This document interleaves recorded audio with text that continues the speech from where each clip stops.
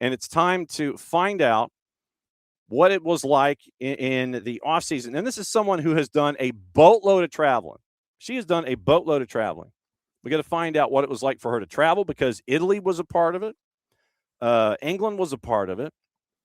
And a lot of England was a part of it, actually. She was watching a lot of matches because I saw the pictures on social media. She had busy times. I'd like to know what Owen thought about all of this. It is the return of Kacey D. So, Kacey D, welcome back, my friend. Hi, how are you? Questions for you. You had the busy off season. You decided to take time for yourself, which is unheard of in this industry. You wanted to actually have time to spend time with friends and family. What is the matter with you?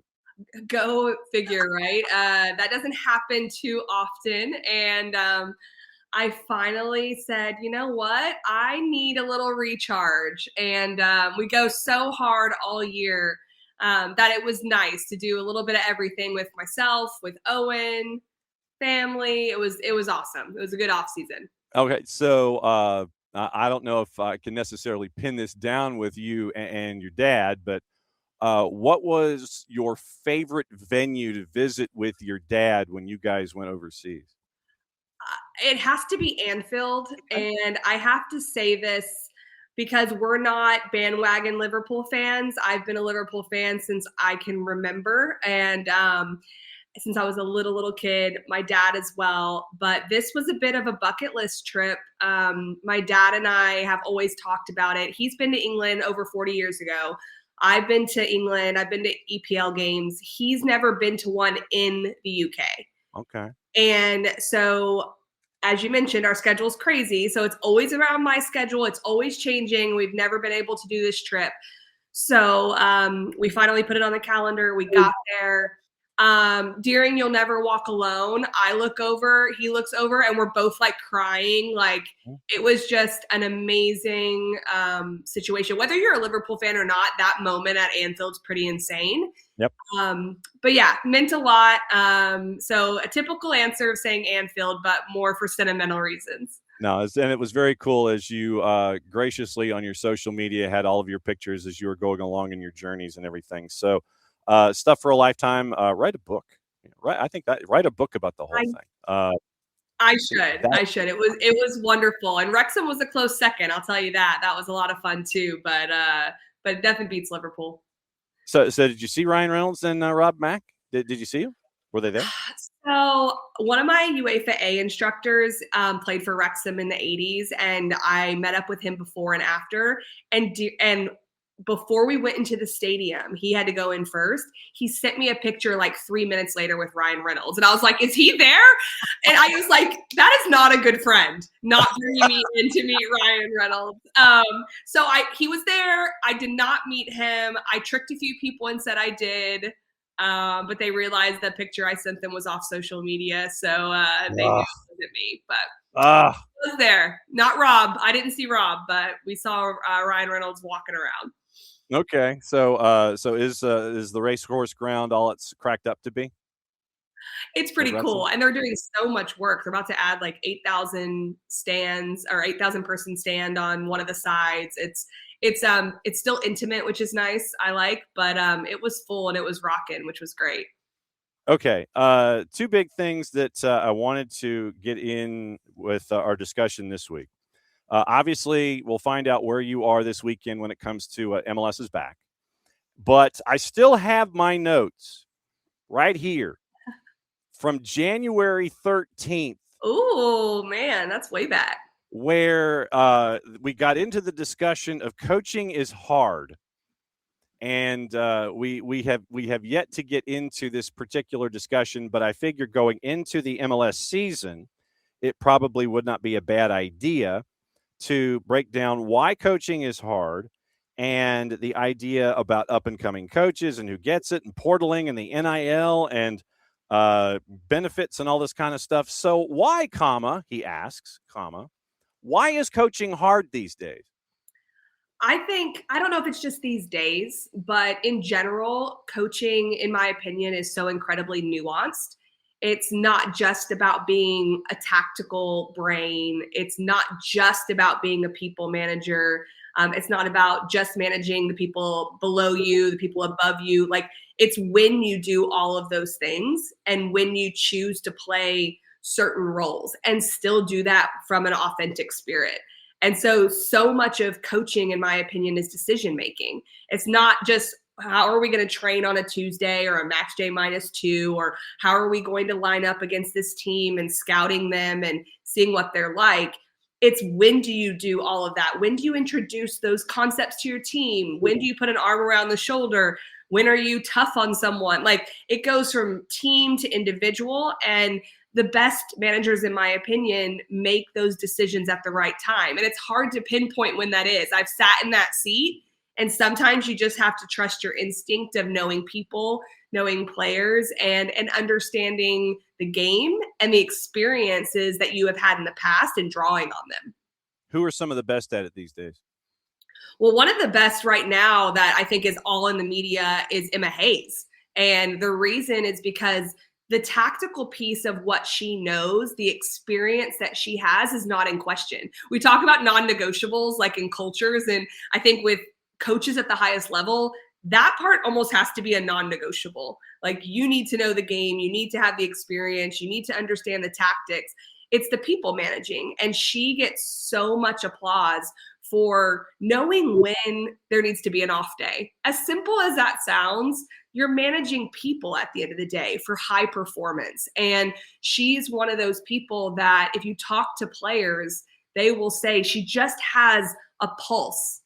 And sometimes that pulse can be natural of just knowing people, but also the years of experience of potentially getting it right and it working, but also it getting it wrong and realizing why and then learning from that. How hard is it to get an A license? It's pretty hard. It's a very in-depth thing that you have to go through to be able to do it. Obviously, you have licenses before that you have to do and waiting periods, but then you get to the actual process of the A license. I would say you're prepared at that point to go to it, or you wouldn't be accepted onto it. But there's a lot of work that you have to go through in order to be able to do that. So it's A license, B license, and this is in descending order. Obviously, A is the top, but so Right. it's A license, B license, C license. Yes, and you got your pro license above the A. To be fair, and in the United States, there's even lower licensings down to grassroots of the local coach that wants to coach and needs to get some information on 7v7 for development and up to 11v11. So, as a pro player, I was able to start a little bit higher, which was nice having that background, but still going through that gauntlet of courses can be incredibly difficult. But each one has its place in your learning. Okay, so A license being the grand exalted poobah. Where does the B license help you in the A, and where does the C help you with the B, which helps you with the A? I think it depends on whether you're talking about the U.S. licenses or UEFA, but there are some similarities there. More in the C and the B is a little bit more practical. It's on the field, understanding how to put sessions together, stoppages, ball running time, like how do you increase development? So you're more hands-on type of coaching. And yes, you talk philosophically and you talk tactically and you speak about managing players, but it is more that you're tested on your on-field coaching presence, your information you're giving, and then the result that comes out from that. So you do plan, periodization across 9 months of how to help players develop, all those things. Where when you get to the A license, like we were talking about with like an Emma Hayes, you should already know that they're good on-field coaches and that they're elite at what they do. Now it's about how do you manage the entire performance environment, which I've talked about it in the past with you. How do you manage your staff? How do you manage the ownership? How do you work with players, individual development plans? So it's a little bit more nuanced. And then you add more scouting, more opposition scouting, and how do you plan for games on the weekend? That's crazy. I don't know how you guys do it. I really I don't. could have kept going, but I'm like, I could talk about this all day. So Look. Well, we got time and space, Case. I mean, you can go as True. long as you want, because when you open a door, it's for me, it's like, okay, because a lot of folks may hear the idea. The fan may sit there and hear the idea, and some of us in the media may sit there and say, "Oh, well, they've got their A license, or they've got their B license," and you kind of get lost in the alphabet soup as to, okay, what does that mean? Does that mean that she can, that particular coach can do certain things and they can't do others? It's just folks get lost in that ABC and pro bit, and that's why I wanted to ask what the differences were. And I think it's really important that when I've looked at coaching education, for me, it was never about checking the box. Oh, so I can say I have X license. It was always about just trying to learn and get better. So much of the licensing as well is the people you surround yourself with in the licensing and what you can take from that. I walked into my B course in Wales and Michael Ballack was sat next to me. And I was like in absolute shock. I was like, because we don't get a roster before we show up. And Dante from Nice was there and all these players. And I was like, I don't know if they're the greatest coach in the world or not the greatest coach, but they have experience that I don't have. I have experience that they don't have. And we can collaborate and we can share. And it doesn't mean you're going to be a world-class coach just because you can say you have a license, but it sure doesn't hurt to do everything you can to continue to grow, put yourself in a scenario to learn from people. And in Wales, I had known years before, Thierry Henry came through there. Roberto Martinez had come through the pathway. I knew there was a proven pathway of coaches that had been really successful that had come through their education system. Did Michael Ballack cheat off of your answers? Obviously. I mean, I don't blame him. That's crazy. You go walking into a room and Michael Ballack is sitting there. It is.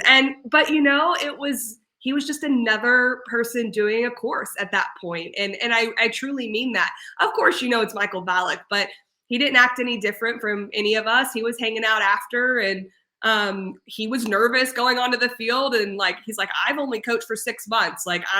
I'm trying to learn as well. And so it was really interesting just to see everyone on that level playing field.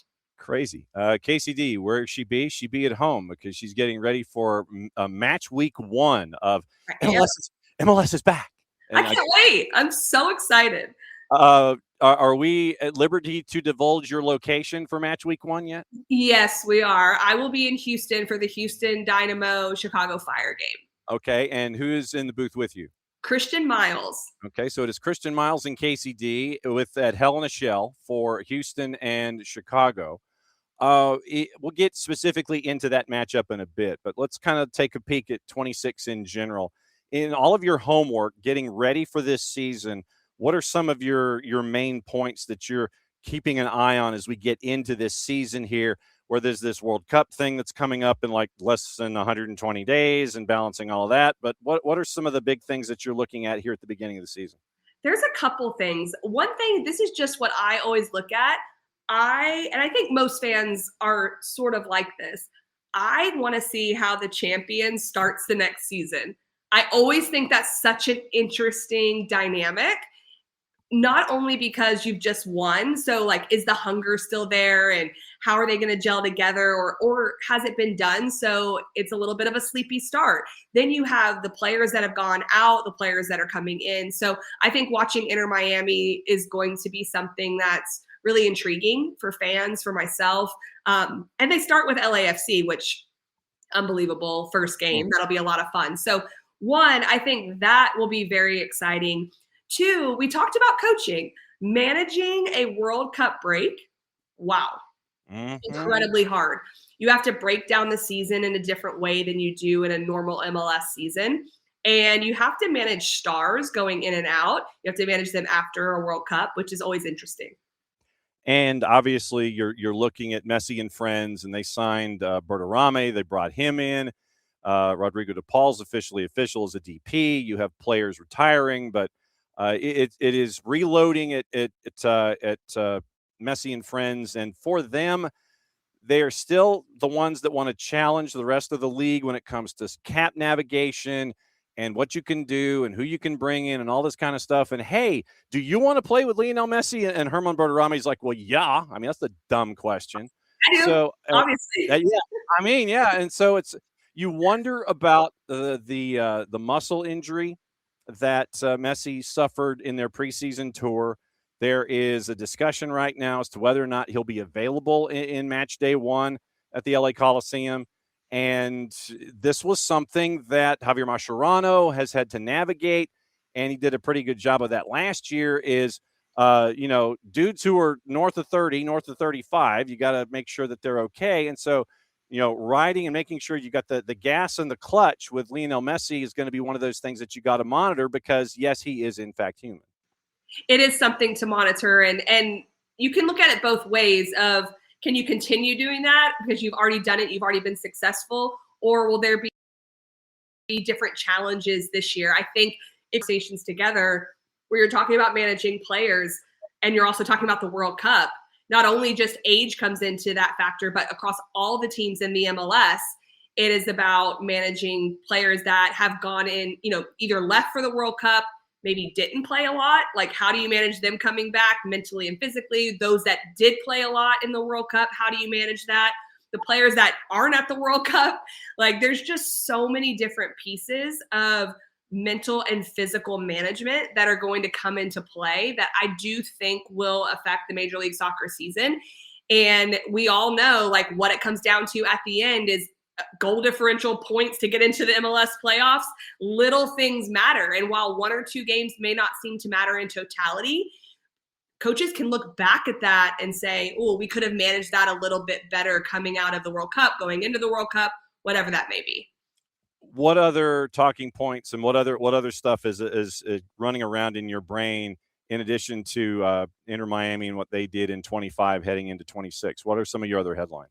Well, this will lead a little bit more into my game, but I love what Chicago Fire does on the attacking side.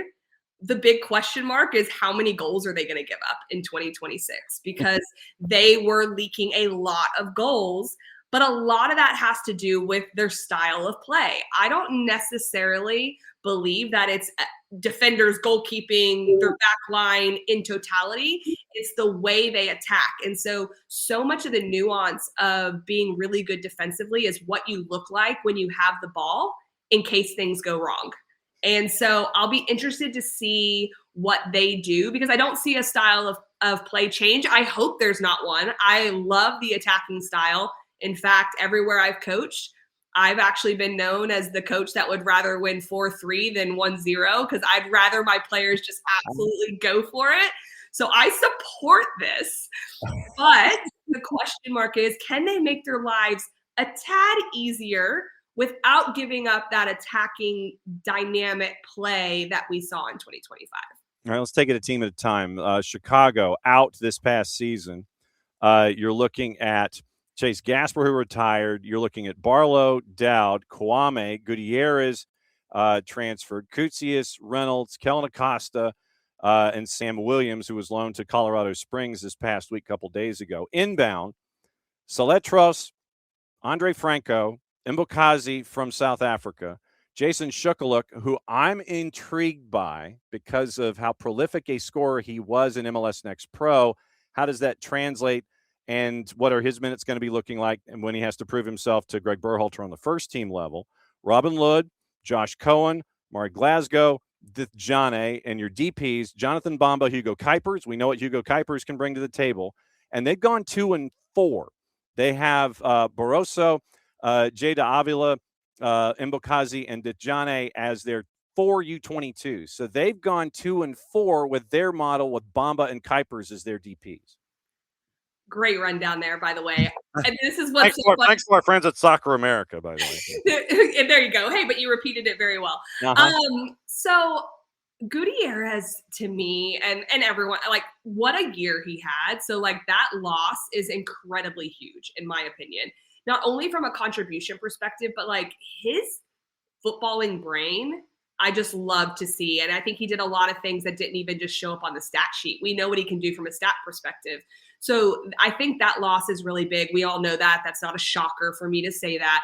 But you've got Lod coming in, who I think is going to play an incredibly big role.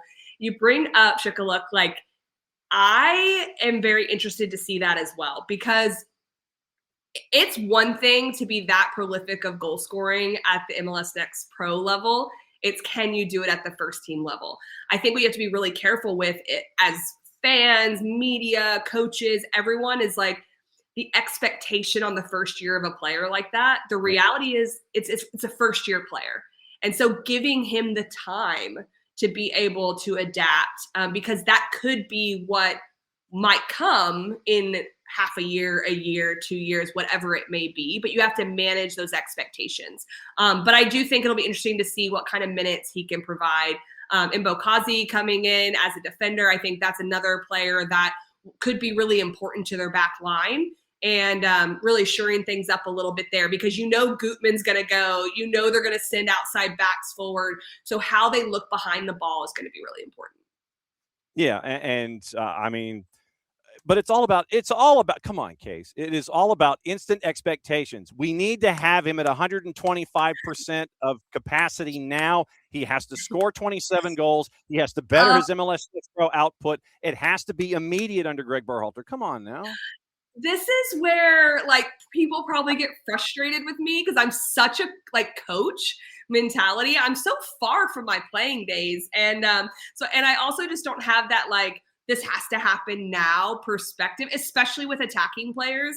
For better or worse, that coaches in me of what is real. And that doesn't mean you don't push someone like that to have that sort of impact. And I'm not trying to limit him. It can happen. No. And I will be the first to say that's amazing. But I think that, a player like that, especially goal scorers are a different breed. They're already looking at a full 90-minute game and going, I played terrible. And they could have had 3 assists or they could have drawn so much attention that everyone else was open. And they're like, I didn't score. I didn't play well. I've dealt with those players and looked at them like they had 4 heads. But you also don't want that mentality to change. So it's how is that managed? Greg Berhalter obviously can manage that type of personality, and he does that. But that can be hard. Houston. And I mentioned Houston, and literally, I don't know if they get a cut rate for everybody that wanders into the post office and files a change of address kit with the U.S. Postal Service. Here's their offseason, and I might have to go to toes here. Out, and it's once again thanks to our friends at Soccer America, and this is outbound. Honor Awadesu, Barthlow, Duenas, Playoff Franco Escobar, Halliday, Kowalczyk, Damian Lowe, Sergio Santos, Gabe Siegel, Daniel Steres, Andrew Tarbell, Junior Urso, Kieran Sargent, Brooklyn Rains, Exxon Arzu, Toyosi Olasanya, and Sebastian Rodriguez. 18 out for Houston. I haven't even gotten to the end yet. 18 players out for Houston. This is chaos. Well, now you can understand how hard it was for me to prep for this game. I was doing my boards, and I'm like, who is left? Who's left? This was in January, and I'm like, this is too early to do any of my player boards for this game yet. So inbound, Logan Urban, a homegrown, Reese Miller, and a homegrown. Then they bring in Agustin Buzat from Vélez Sarsfield, Lucas Halter from Botafogo, and Botafogo, I'm quite sure, was happy to get funds for that, considering they need them. Guilherme from Santos, Ache, and that's kind of like a little side plot that I want to get into. Nick Marcanic, everybody who followed him in USL Championship in Charleston knows what he can do on the USL Championship level, coming back from CD Castillon, Franco Negri, and Mateus Bogusz. So inbound, you look at the 2 headliners for me, obviously, are Bogusz, and they spent a boatload of money to bring him back from Cruz Azul, and then Ache, Hector Herrera. I thought that was interesting considering how that relationship ended the first time, but you're bringing back Ache and Mati Bogusz there. I thought that was interesting. It is. We love a good comeback story. And I do think it's kind of interesting that that's happened. I don't necessarily know if anyone expected that to happen, but we're all human beings. Things happen and there's relationships there. So it's a good opportunity for Herrera to come back in. It might be a different role. It probably will be a different role in a lot of ways, but the experience and the on-field credibility that he has in his play, I think will be interesting to watch. So we'll keep an eye on that one for sure. Bogusz could be a difference maker for this team. Absolutely. And so having a bit of a harder year away from MLS, coming back, you would expect he's going to be hungry. You talk about all the players out. Well, a team that didn't finish where they wanted to finish, that was lower in the standings in the West, I'm actually not that surprised. Until you started counting them, okay, that made me a little surprised. I didn't realize how many there were. Yeah. But when you see a lot of that changeover, it sends a message. And I think it sends a message to players, not only that are already there and that stayed, but the players coming in that you got to perform. And we have high expectations. And as a player, I was never afraid of that. I didn't like when I didn't know what my expectation was or I thought I could coast. I needed to know. And I think they've sent a clear message there. And I think they still have to buy somebody down before rosters are released, because right now their premium spots, they've got 4 listed as DPs. And unless there's a rule change I don't know about, you're only supposed to have 3. So right now they've got 4 and 3. Ponce, Guilherme, Andre Linger, and Bogusz are listed as DPs. And then your U22s, Lawrence Anali, Nelson Quinones, Jack McGlynn. I think that you mentioned, we talk about Jack McGlynn, and I think that McGlynn kind of needed a place to spread his wings out a little bit. And I think that in Philly, you're in that system in Philadelphia where it is kick or be kicked. You're bogging things down.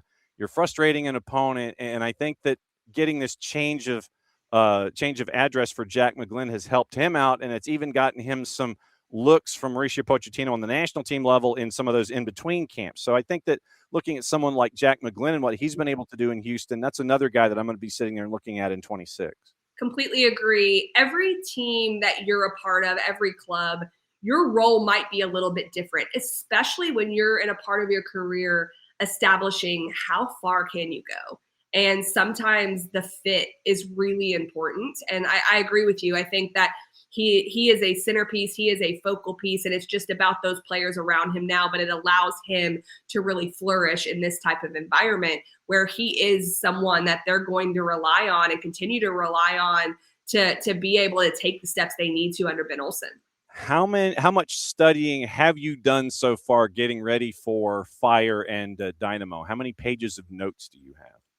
So the beginning of the year is really interesting. I'll let you in on some insider information. I don't feel, besides off-season transactions and knowing a bit of how they played last year and what they kind of went through in the 2025 season, for my role, the first week or 2 is really just about calling what I see. And you can argue that that's my role throughout an entire year, but you always have more context as the season goes on.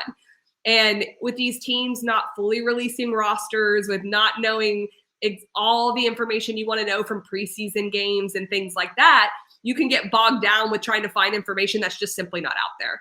So it's really about getting to know the players. It's really about having some context from last year.